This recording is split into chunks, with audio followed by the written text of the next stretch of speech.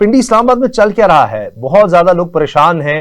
اب تو کئی دن ہو گئے, 4 دن سے ایسا ماحول بنا ہوا ہے کہ اب آ رہے ہیں وفود, اب آ رہے ہیں. اب لگتا ہے کہ جمعے کا کہہ دیا ہے, تو وہ ماحول ابھی بھی لگتا ہے پنڈی اسلام آباد میں برقرار رہے گا. اب بہت شکریہ اسامہ, ایک تو سب سے پہلے اپنے شو میں انوائٹ کرنے کا, اور میرا خیال ہے پچھلے 40-50 دنوں سے جب سے یہ جنگ چل رہی ہے ہم سب جو ہے وہ ایران کے ایکسپرٹ جو ہے وہ بن گئے ہیں.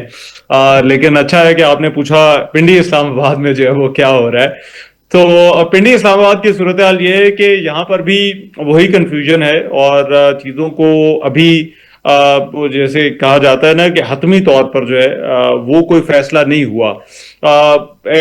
تیاریاں یہاں پر پوری ہیں, راستے آپ کو پتا ہے پہلے سے انہوں نے بند کرنے شروع کر دیے تھے, اور ایک امکان یہ تھا کہ یہ جو منگل گزرا ہے اس دن جو ہے وہ دونوں کے درمیان جو ہے وہ کوئی ملاقات جو ہے وہ اسلام آباد کے اندر ہو جائے گی, لیکن ایسا ہوا نہیں. اور اس کی ایک بڑی بنیادی وجہ ہے, پاکستان اس سارے مذاکراتی عمل میں اسامہ ایک مذاکرات کار کا یا سہولت کار کا اور ایک ثالث کا کردار ادا کر رہا ہے, اور پاکستان کے اس کردار کو دیکھتے ہوئے کچھ لمیٹیشنز ہیں.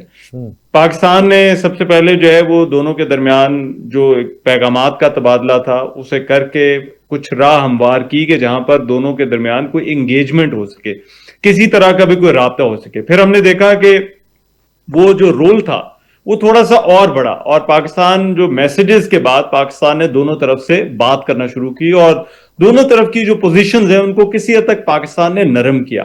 پھر اس کے بعد ہم نے پاکستان کا کردار تھوڑا سا اور اپ گریڈ ہوتے دیکھا. وہ اس طرح سے ہوا کہ جب یہ یہاں پر آئے, اسلام آباد آ کر ملے, تو پاکستان اس میز پر موجود رہا جس میز پر جو ہے وہ دونوں کو بٹھایا گیا اور دونوں نے آپس میں جو ہے وہ بات کی. تو یہ پاکستان کا رول تھا. لیکن اس کے بعد بھی ہم نے دیکھا کہ سیز فائر قائم رہا, اور اس کی وجہ بھی پاکستان کی سفارتکاری تھی. اور نہ صرف وہ قائم رہا بلکہ اس کے بعد ہم نے 2 بڑے اہم دورے دیکھے. ایک طرف وزیر اعظم شہباز شریف کا دورہ تھا جس میں وہ سعودی عرب گئے, انہوں نے جو ہے وہ ترکیہ کا دورہ کیا, اور پھر دوسری طرف فیلڈ مارشل کا دورہ تھا جس میں وہ ایران گئے, اور وہاں پر جا کر انہوں نے وقت گزارا, اور وہاں جا کر بہت ساری چیزوں کو, بہت سارے جو معاملات تھے جو کنٹروورشل تھے, ایسا لگا کہ انہیں بہت حد تک جو ہے وہ آگے لے کے گئے. اور یہ کسی بھی غیر ملکی جو ہے وہ اتنی جو پرسنالٹی ہے اس کا اس طرح سے ایران کا ان حالات میں دورہ بڑا غیر معمولی تھا. اب پاکستان کی پوزیشن یہ ہے کہ جو آپ نے منسٹری آف انفارمیشن کی ٹویٹ دیکھی ہوگی کہ ہم کوشش کر رہے ہیں, لیکن ہمارے کردار کی کچھ لمیٹیشنز ہیں. فیصلہ جو ہے وہ ان دونوں پارٹیز نے کرنا ہے, اور خاص طور پر یہ جو 2 ایشوز ہیں بڑے امپورٹنٹ, نیوکلیئر ایشو اور آبنائے ہرمز والا ایشو, اس پر جو فیصلہ ہے وہ امریکہ اور اس کے اتحادیوں اور دوسری طرف ایران کو کرنا ہے.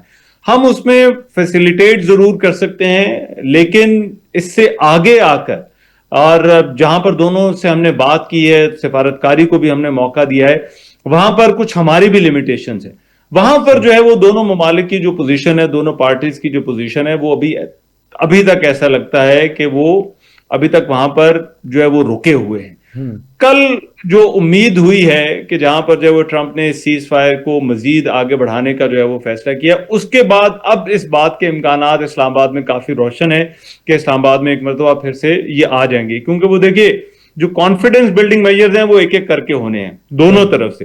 پہلے امریکہ کی طرف سے ہوا, انہوں نے اب سیز فائر بڑھا دیا ہے, امید ہے کہ اب ایران کی طرف سے بھی جواب آئے گا, کچھ جہازوں کو چھوڑنے کی بات ہو رہی ہے. تو یہ کانفیڈنس بلڈنگ میجرز اب ہو رہے ہیں, ایسا لگتا ہے کہ تھوڑا سا جو ہے وہ یہ معاملہ آگے بڑھا ہے.